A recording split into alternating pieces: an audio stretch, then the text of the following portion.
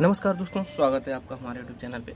तो दोस्तों, जैसा कि कल मैंने आपको अध्याय 18 तक मैंने आपको पूरा कंप्लीट करवा दिया था। अध्याय 18 में मैंने आपको कुछ लगभग 4-5 ही धाराएं ही बताई थी। ठीक है, इसके बाद में आज मैं आपको बात करता हूँ अध्याय 19 की और अध्याय 20 की। ठीक है, और कल मैं आपको बताने वाला हूँ अध्याय 21, जिसमें मानहानि। आपने कई बार सुना होगा कि उसने उसके ऊपर किया 5 करोड़ की मानहानि का केस दर्ज, फलाना ठिकाना, ऐसे करके बहुत से आपने मानहानि, बहुत कई बार ये वर्ड सुना होगा, मानहानि मानहानि मानहानि। तो कल के वीडियो में आपको मिलने वाला है कि मानहानि आखिर होती क्या, कब किसी दूसरे की इंसल्ट करना मानहानि हो जाती है, कब किसी की इंसल्ट करना मानहानि की कैटेगरी में नहीं आएगा। ठीक है, क्योंकि जनरली क्या है ना, अब कोई टीचर अगर किसी बच्चे को पीट देता है या कुछ भी बोल देता है, तो ऐसे अगर मानहानि एक तरह से बेइज्जती ही होती है। मतलब किसी भी बातों द्वारा या किसी भी कामों द्वारा मानहानि, मतलब किसी की बेइज्जती करना मानहानि कहलाता है। अब कोई टीचर अगर स्टूडेंट को पीट देता है तो कल को स्टूडेंट उठ के चला जाएगा कोर्ट में, इस अध्यापक ने हमारी मानहानि की। ठीक है, तो ऐसे कुछ एक्सेप्शन केस हैं जिनको मानहानि नहीं बोला गया है, तो वो सारा मैं कल के वीडियो में आपको बताऊंगा। फिलहाल मैं आज आपको बताने वाला हूँ अध्याय 19 और अध्याय 20। अध्याय 19 तो इतना इम्पोर्टेंट नहीं है, अध्याय 20 थोड़ा ज़्यादा इम्पोर्टेंट हो जाता है, क्योंकि इसमें अध्याय 20 में विवाह से संबंधित जो भी अपराध है ना, वो दिए गए हैं। ठीक है, जैसे कि किसी पत्नी के जीवित रहते किसी पुरुष ने दूसरी शादी कर ली, या किसी पुरुष के होते हुए किसी पत्नी ने शादी कर ली, किसी मतलब पति पत्नी में आपस में नहीं जम रही है तो पति किसी और के साथ रह रहा है, पत्नी किसी और के साथ रह रही, तो इसमें इस तरीके के जो भी केसेस वगैरह हैं वो सारे दिए जाएंगे, और कब ये सारे कुछ अपराध होंगे कब नहीं होंगे वो मैं आपको इसमें बताने वाला हूँ। ठीक है, तो चलिए दोस्तों शुरू करते हैं। मैंने कल के अध्याय में, कल के वीडियो में आपको बताया था अध्याय 18 में मैंने आपको बताया था जो मिथ्या साक्ष्य वगैरह होते हैं उनसे संबंधित जो भी अपराध होते हैं वो सारी मैंने आपको धाराएं बताई थी। लगभग 4-5 ही धाराएं मैंने उसमें बताई थी, इंपॉर्टेंट थी। ठीक है, इसके बाद में आपका आ जाता है अध्याय 19। तो अध्याय 19 में भाइयों कुछ नहीं है, बस मैंने आपको जो अध्याय 17 था उसमें बताया था, एक आपराधिक न्यास भंग करके एक वर्ड बताया था। तो अध्याय 19 में वही है कि किसी सरकारी यानी कि लोक सेवक द्वारा आपराधिक न्यास भंग करना। ठीक है, इसमें बस केवल 3 धाराएं, 400 मतलब 490 से लेके 492 तक। ठीक है, केवल 3 धाराएं हैं उसमें, और 3 धाराओं में आपको कुछ नहीं, बस केवल की है मतलब उसमें कैटेगरी डिवाइज कर दी है, कब किसी मतलब उच्च अधिकारी द्वारा न्यास भंग कर दिया जाता है, कब लोअर कैटेगरी के अधिकारी द्वारा, बस बाकी उसमें कुछ नहीं। बस आपको उस वक्त का केवल ये अध्याय का नाम ध्यान रखना है, अध्याय 19, मतलब लोक सेवक द्वारा या लोक अधिकारी द्वारा आपराधिक न्यासभंग करना। ठीक है, न्यासभंग की परिभाषा मैंने आपको बता दी, कब क्या चीज़ न्यासभंग होती है। ठीक, अब बात करते हैं अध्याय 20। भाई इसको थोड़ा ध्यान से देख लेना, बस इसमें कितनी 4 3 7 4 2 6 7 धाराएं ही हैं, और ये 6-7 धाराएं आपके लिए आपके एग्ज़ाम में कहीं ना कहीं क्वेश्चन क्रिएट कर सकती हैं, तो प्लीज़ इसको ज़रूर देखिएगा। ठीक है, तो चलिए दोस्तों, सबसे पहले मैं आपको बता दूँ अध्याय 20 शादी विवाह से संबंधित अपराधों की चर्चा करता है, और अध्याय 20 धारा 493 से लेकर धारा 498 तक है। ठीक है, कुछ इसमें रॉकेट साइंस नहीं था। ठीक है, इसके बाद ये देखिए, ये तो आपको याद करना ही पड़ेगा कि इस अध्याय कौन से अध्याय में मतलब किसके बारे में एक्सप्लेनेशन दिया गया है, ये तो कोई आपको वो नहीं करवा सकता। सेकंड, ये भी आपको ध्यान रखना पड़ेगा कि किस अध्याय में कितनी धाराएं। हालांकि ये आएगा नहीं, बस क्या है ना, जब आपको याद होता है तो वो मतलब एग्ज़ाम में आपको सोचने समझने की शक्ति ऑटोमेटिकली बढ़ जाती है। ठीक है, और ऐसे याद भी थोड़ा जल्दी हो जाता है। अब बात करते हैं अध्याय 20 की धाराओं के बारे में। ठीक है, तो धारा सबसे पहली बात करते हैं हम धारा 493 की। धारा 493 बोल रही है विधि पूर्व विवाह की प्रवचना से विश्वास उत्प्रेरित करने वाले पुरुष द्वारा कारित सहवास।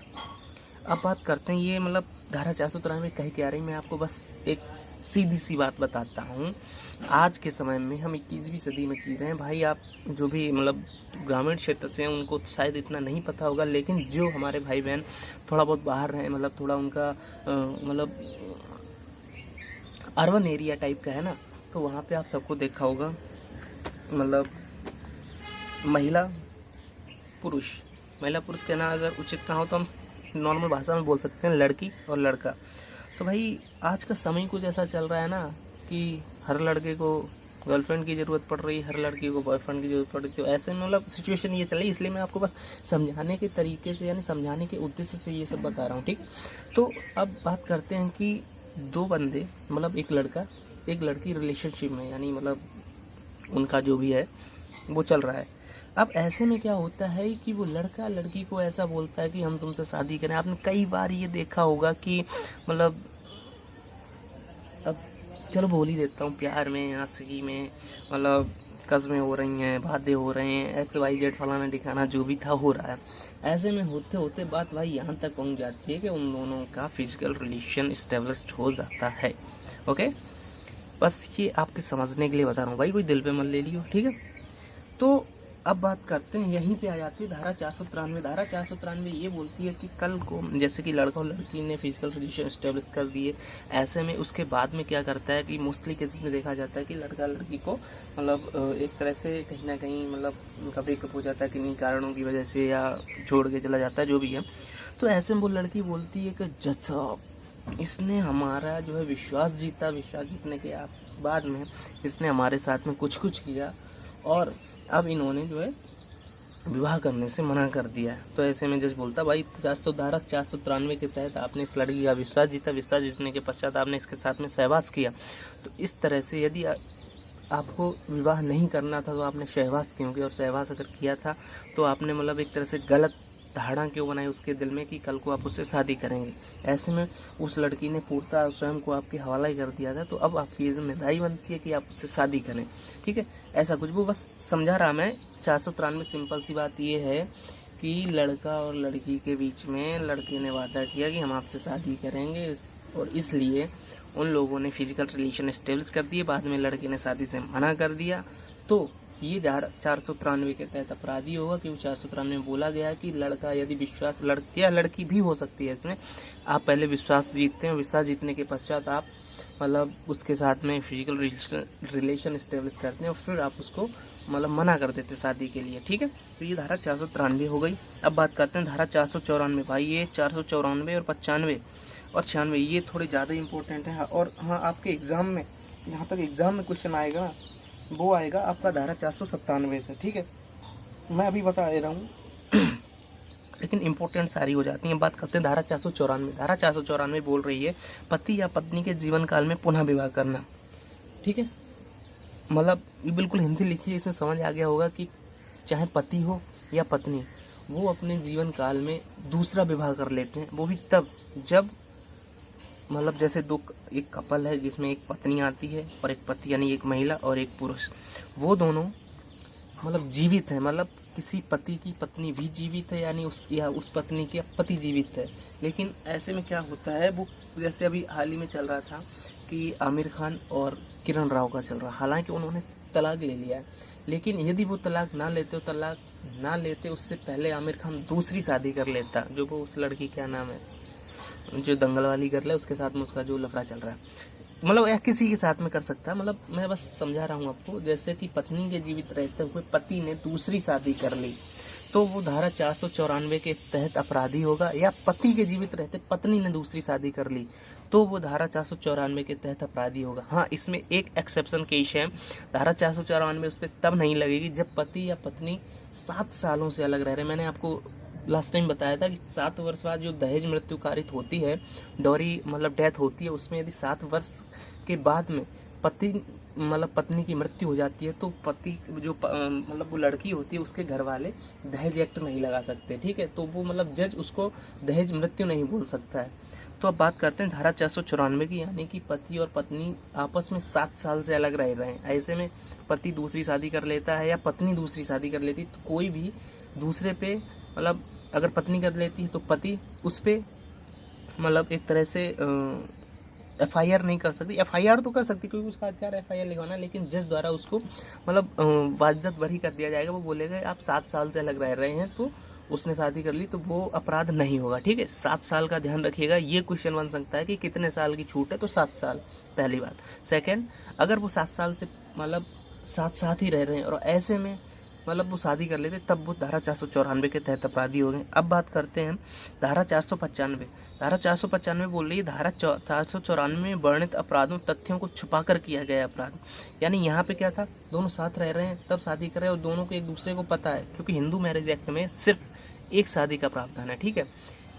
अब बात करते धारा 495। धारा 495 ये कह रही है कि आप धारा 494 यानी कि यदि आप साथ में रह रहे हैं, मतलब पति पत्नी साथ में रह रहे हैं और ऐसे में शादी कर लेता है, कोई भी एक व्यक्ति किसी तीसरे बंदे से शादी कर लेता है, लेकिन उस शादी का जो भी मतलब एक तरह से शादी करने से पहले बोलते हैं ना कि आज के टाइम में जो फिजिकल यानी सोशल मीडिया का जो ज़माना चला है उसमें बोलते हैं कि हम सिंगल हैं। सारे मिंगल होते लेकिन बोलते सारे सिंगल हैं, ठीक है।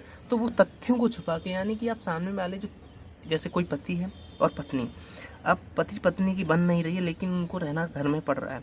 अब क्या हो रहा है, पत्नी को कर दो साइड में, पति ने एक अन्य लड़की के साथ में उनका मतलब हो जाता है और वो पति उस लड़की के साथ शादी कर लेता है। लेकिन शादी करने से पहले वो पति उस लड़की को ये नहीं बताता है कि मैं पहले से मैरिड हूँ, ठीक है। और ऐसे में वो व्यक्ति उस जो दूसरी लड़की है उससे शादी कर लेता है, तब वो धारा 495 के तहत अपराधी होगा, ठीक है। यानी एक तरह से जो तथ्य है ना, मतलब अपनी जो सच्चाई है उसको छुपाने के पश्चात शादी करना, तो वो अपराध होता है धारा 495 में। ओके, इसके बाद में बात करते हैं धारा 496।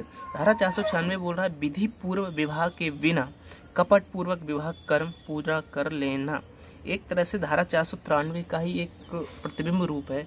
बस क्या था उसमें, वो धोखा दे जाता है, इसमें इसने धोखा नहीं दिया, उससे पहले ही उसको पकड़ देता है, मतलब धर लिया गया।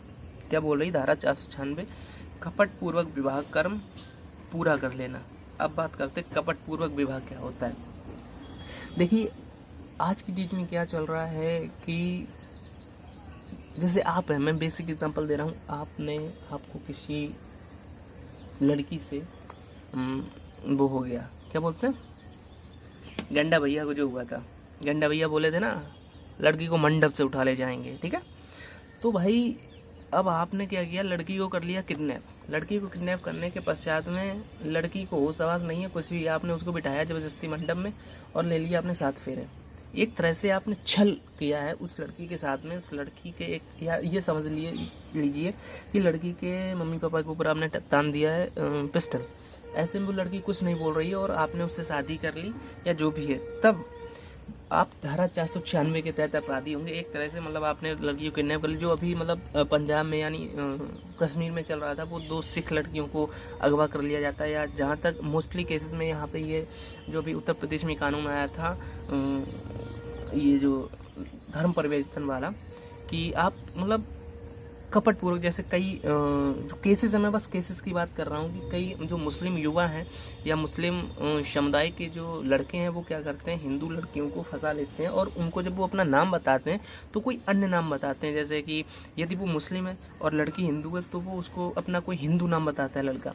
तो ऐसे में वो जो मुस्लिम लड़का है वो उस लड़की के साथ में छल कर रहा है, और ऐसे छल में आके उस लड़की को पता नहीं चलता और वो उससे शादी कर लेता है। बाद में पता चलता है कि ये रियल में मतलब अमर नहीं अकबर है, ठीक है। ऐसे करके जो भी मैं आपको समझाने की कोशिश कर रहा हूँ, तो वो धारा 496 के तहत अपराधी होगा, ठीक है, क्लियर। इसके बाद बात करते हैं धारा 497। ये थोड़ी इंपॉर्टेंट हो जाती है और आपके एग्जाम में यदि क्वेश्चन क्रिएट होगा ना तो 95% क्वेश्चन इसमें से क्रिएट होगा जार कर्म से।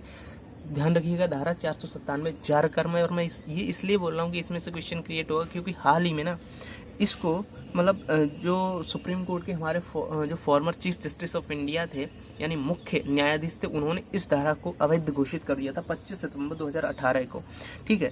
बात क्या थी कि जार कर्म क्या होता है, बेसिक बता रहा हूँ आपको। जैसे एक महिला है, एक पुरुष है, दोनों की शादी है, दोनों की अच्छी खासी लाइफ चल रही थी, लेकिन कुछ सिचुएशन ऐसी आ जाती हैं कि उन दोनों में अनबन हो जाती है, ठीक है। अब वो ना उसके साथ रहना चाहता ना वो उसके साथ रहना चाहता, लेकिन सिचुएशन के अनुसार, जैसे अब यदि उनके बच्चे तो वो अलग भी नहीं हो सकते हैं, या समाज की वजह से वो अलग नहीं हो सकते। ऐसे में क्या हो रहा है, उस महिला ने किसी अन्य पुरुष के साथ में कर ली, भाई देसी लैंग्वेज में बोलते हैं इसको क्या, सेटिंग, ठीक है।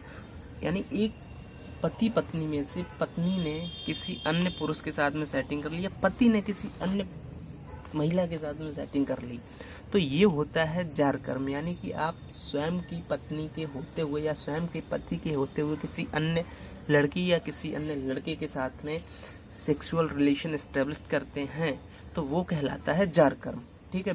मैं बिल्कुल ही बता रहा हूँ बेसिक से, इसमें यार कोई अब इससे ज़्यादा डिटेल में क्या समझा सकता हूँ, ये सबके आसपास की कहानी होगी।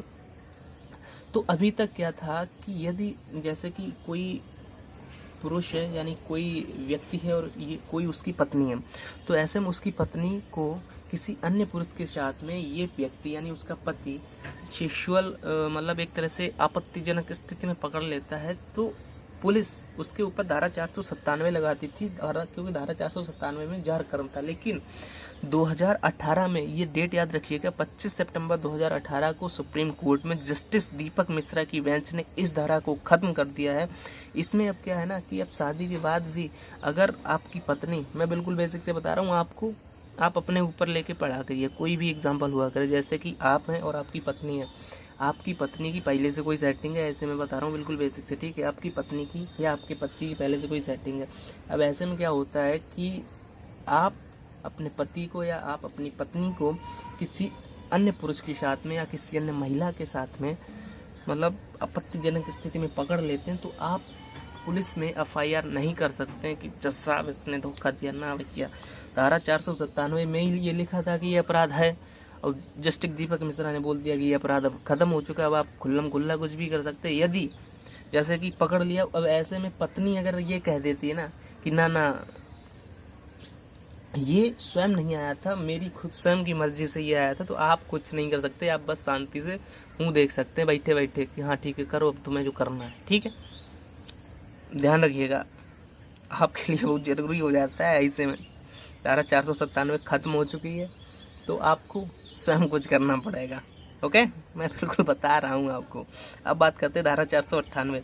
धारा 498 बोलती है विवाहित स्त्री को आपराधिक आशय से फुसलाकर ले जाना या सिद्ध करना।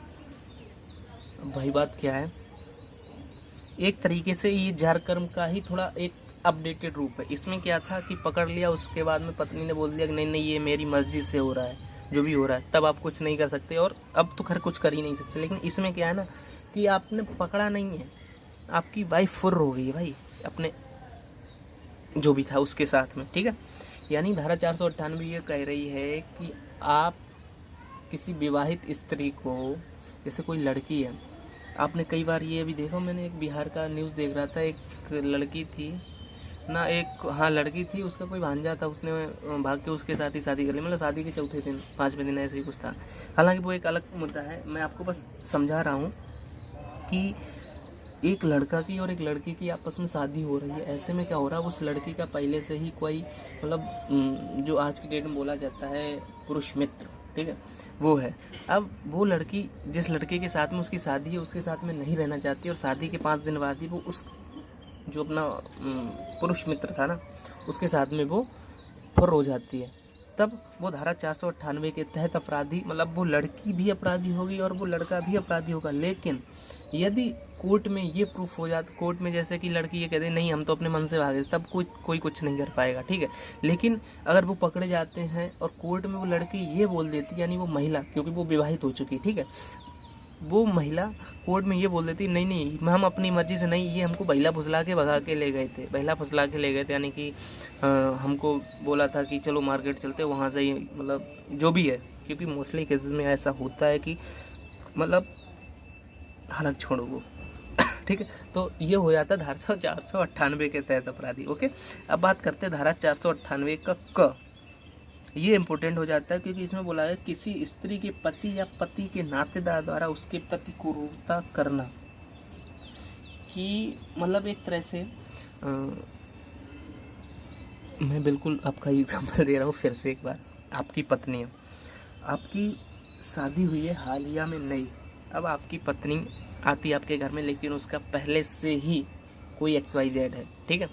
अब ऐसे में वो आपके साथ में मतलब अच्छे से बर्ताव नहीं करती है, कुछ अलग बिहेवियर करती है, उसका रुख अलग हो जाता है, कुछ भी हो सकता है, ठीक है। तब क्या कर रहा है, अब चाहे कोई भी पुरुष हो या कोई भी महिला हो, उसको गुस्सा आएगा। तो ऐसे में वो पति है, वो उस महिला के साथ में अच्छे से बर्ताव नहीं करता, उसको चिल्लाता है, पीटता है या कुछ भी करता है। अब ऐसे में चाहे पति हो या पति के घर वाले, नॉर्मल सी बात है, कोई भी कुछ भी करेगा, ठीक है, क्योंकि गलती आप मतलब उस महिला के अंदर है। क्योंकि यदि यार जहाँ तक मेरा ये मानना है कि आफ्टर शादी, मतलब शादी के बाद यार ये नहीं होना चाहिए, क्योंकि उससे कहीं ना कहीं 3-4 घर बर्बाद हो जाते हैं।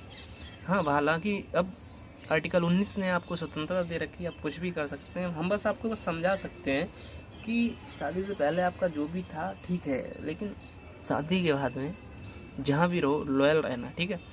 ये बस, हालांकि लॉयल अभी भी रहिए और कोशिश करिए कि यदि आपका मतलब जो भी है सही चल रहा है तो उसी के साथ में रहिए।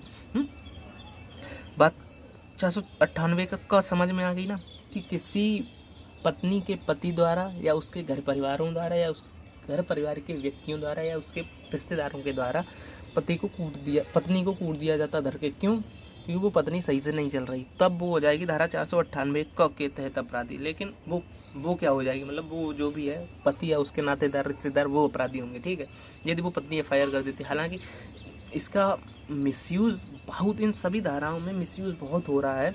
तो कल को यदि आप इंस्पेक्टर बन के जाते हैं तो कोशिश करिएगा जो सामाजिक हमारी जो एक तरह से गंदी है ना, इसको कोशिश करना कंट्रोल करने की। मैं बस यही कह रहा हूँ, ठीक है। यही तक थी भाई। देखो धारा जो हमारा अध्याय 21 था, कल अध्याय 20 था। कल के वीडियो में आपको मिलने वाला अध्याय 21 जिसमें दी गई है मानहानि। क्योंकि कल के वीडियो में मानहानि को ही पूरा पढ़ा पाऊँगा मैं, थोड़ा लंबा टॉपिक चलेगा वो वाला। हालांकि उसमें इतनी धाराएँ नहीं है लेकिन फिर भी, ठीक है। अब बात करते हैं एक बार ये रिवाइज करवाने की। धारा 493 विधि पूर्व, यानी एक तरह से विश्वास जीत के XYZ कर देना। धारा 493।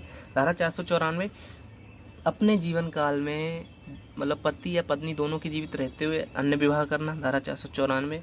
धारा 495, धारा 494 में वर्णित अपराधों या तथ्यों को छुपाकर, ठीक है। इसके बाद धारा 496, धारा 496 बोल रही है कि कपटपूर्वक विवाह करना, ठीक है। अब बात करते हैं धारा 497। धारा 497 जार करना। अब जार करना ये डेट ध्यान रखिएगा, 25 सितंबर 2018। जस्टिस कौन था? जस्टिस दीपक मिश्रा थे, जो कि चीफ जस्टिस ऑफ इंडिया थे उस समय, ठीक है। और हाँ, ये एक जो इसमें धारा 494 है ना, ये पति पत्नी द्वारा अपने जीवन काल में पुनः विवाह करना। भाई ये ध्यान रखिएगा, ये सभी हिंदुओं पे अप्लाई होती है, सभी ईसाइयों पे अप्लाई होती है, सभी पारसियों पे, मतलब चाहे अन्य कोई भी व्यक्ति हो ना, सब पे समान रूप से लागू होती है सिवाय मुस्लिम पुरुषों के। यानी इस धारा ने 494 ने कहीं ना कहीं इसमें एक अलग तरह की आपको वे देखने को मिलेगा। क्योंकि इस धारा 494 में ना मुस्लिम महिलाओं को तो रख दिया, क्योंकि ये बोला गया कि मुस्लिम महिलाएं ना अपने जीवन काल में दूसरी शादी नहीं कर सकती हैं। लेकिन मुस्लिम पुरुषों को इस धारा 494 से बाहर रखा गया। तो ये पॉइंट रखने वाली बात है कि धारा 494 में कौन एक्सेप्शन केस है, तो सिर्फ मुस्लिम पुरुष, मुस्लिम महिलाएं इसमें बंधी हुई हैं। हिंदू महिला पुरुष दोनों बंधे हुए, ईसाई महिला पुरुष बंधे हुए, यानी बाकी हर धर्म का हर व्यक्ति चाहे वो किसी जेंडर का हो इसमें बंधा हुआ है, बस सिवाय मुस्लिम पुरुष। उनको एक तरह से इसमें आज़ादी दी गई है, वो चाहे 2 शादियाँ करें या 20, ठीक है। तो ध्यान रखिएगा, धारा 494 में मुस्लिम पुरुषों को आज़ादी दी गई। ओके। धारा 497 जार कर्म था, जिसको खत्म कर दिया। जार कर्म वही होता है कि सामने से आपके सामने ही आपकी मतलब आपके सामने आपकी वाइफ किसी और के साथ में, समझ गए। इसके बाद धारा 498 विवाहित स्त्री को बहला फुसला के ले जाना। 498 को मतलब आपके द्वारा या आपके घर परिवार के द्वारा आपकी पत्नी के ऊपर क्रूरता करना, यदि वो सही से नहीं चल रही तो आपने उसको जो भी है कर दिया, ठीक है। अब कल के वीडियो में आपको मिलने वाला अध्याय 21 मानहानि, ठीक है। आज वीडियो में इतना ही था। यदि आप स्क्रीनशॉट लेना चाहें तो ले सकते हैं। हालांकि इसमें कोई रॉकेट साइंस नहीं था, ये बस छोटी छोटी कुछ धाराएं थी। 93, 94, 95, 96, 97, 98 5-6 धाराएं थी। आई होप और ये याद भी हो गई होंगी, एक बार रिवाइज करना। बस 93 क्या है, विश्वास जीतना। 94 जीवन काल में पुनः विवाह करना। 95 मतलब छुपा लेना पिछले तथ्यों को। 96 कपटपूर्वक। 97 जार कर्म, जो कि अब खत्म हो गई है, आपका क्वेश्चन यहीं से बनेगा। धारा 498 आपराधिक आशय से मतलब एक तरह से विवाहित स्त्री को बहला फुसला के ले जाना। और 498 का पति द्वारा पत्नी पे क्रूरता या उसके परिवार द्वारा क्रूरता करना, ठीक है। तो चलिए दोस्तों, मिलते हैं नए वीडियो। Okay, bye bye. और यार लाइक कर दो, शेयर कर दो अपने दोस्तों के साथ में। Okay, bye bye.